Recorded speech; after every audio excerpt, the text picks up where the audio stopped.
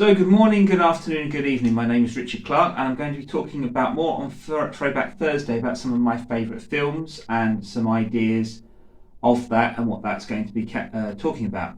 So I'm going to talk about a few films based on the series of AI ideas, and the first film I'm going to talk about is a film by a guy called Alexgarland. He was very famous for doing the film The Beach, which he wrote, but this is his first ever film he wrote and directed, and it's called Ex Machina.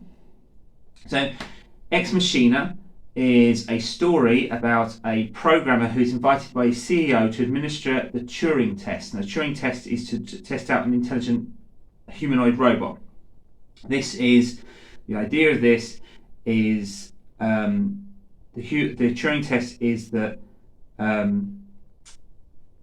is Ava, this AI humanoid robot, is it generally capable of thought and consciousness as well as can relate to Ava despite knowing she's artificial?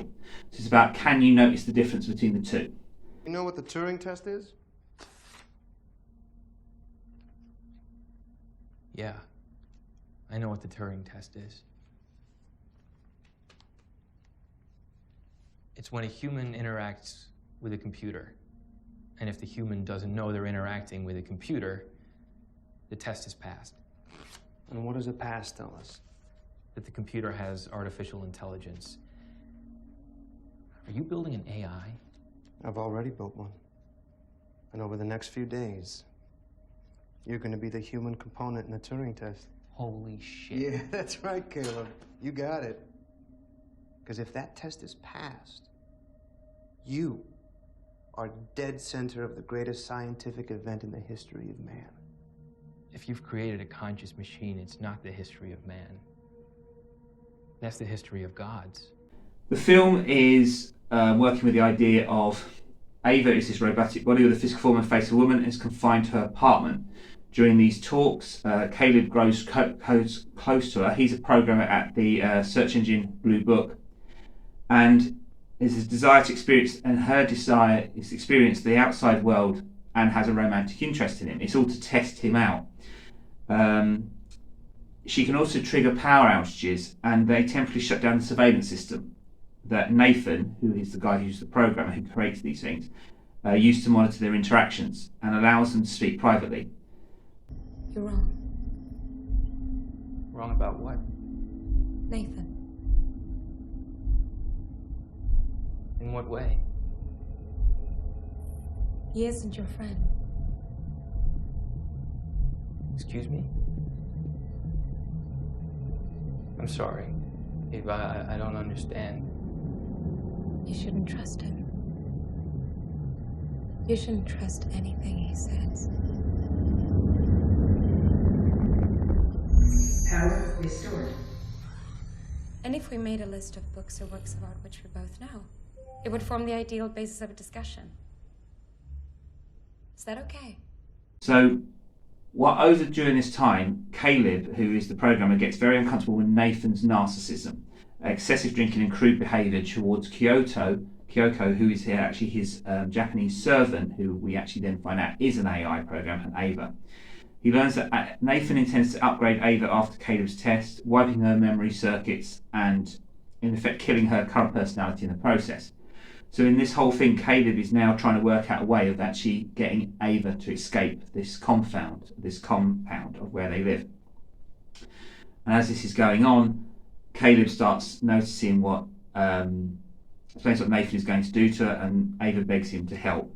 So in the end, Caleb is actually helping Ava, but Ava, in the end, has a secret conversation, and accordingly, Nathan knows about these secret conversations. So he basically wants to then kill Kyoko, who's his assistant, and Ava the robot.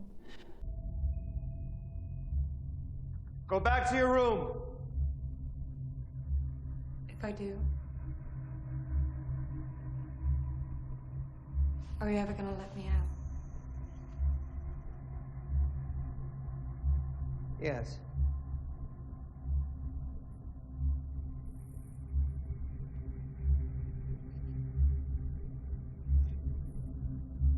Stop.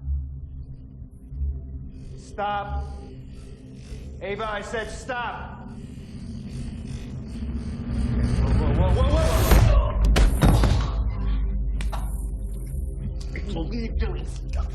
And within this, obviously, what happens is Ava, during this whole this whole conflict, ends up, she is damaged, repairs herself, and then ends up that she is able to leave the compound and experience the outside world and rises into the city and blends into the crowd.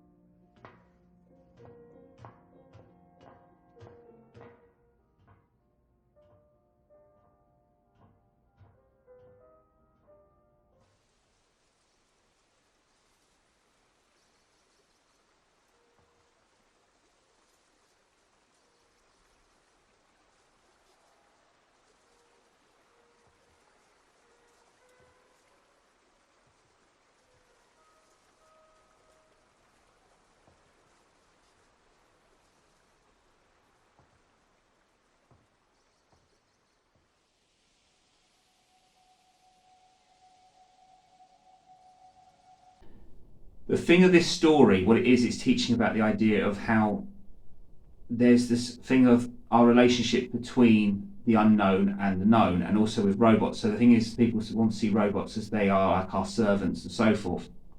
But also, it's important to understand this, that within this, we have to look at the idea of, do we look at robots in a humane way or not?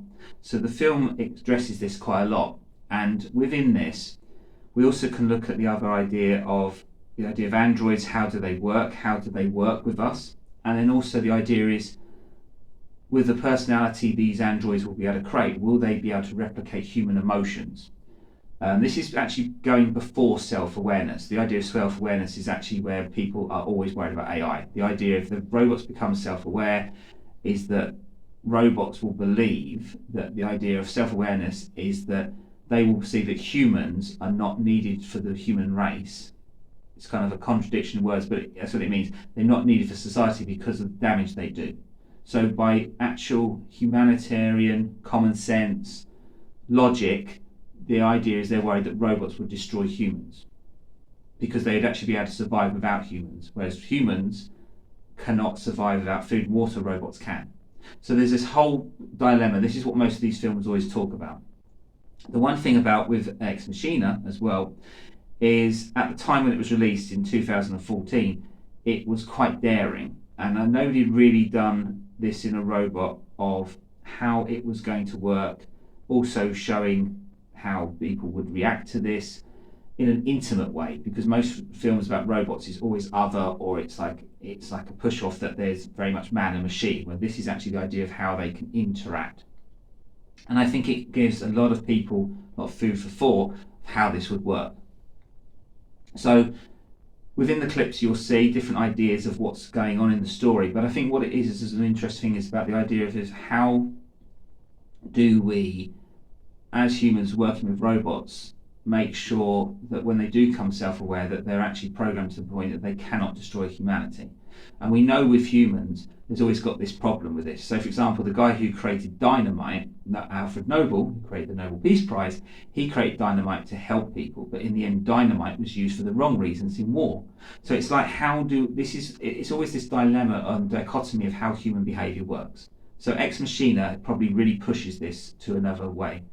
Anyway, you get to see it.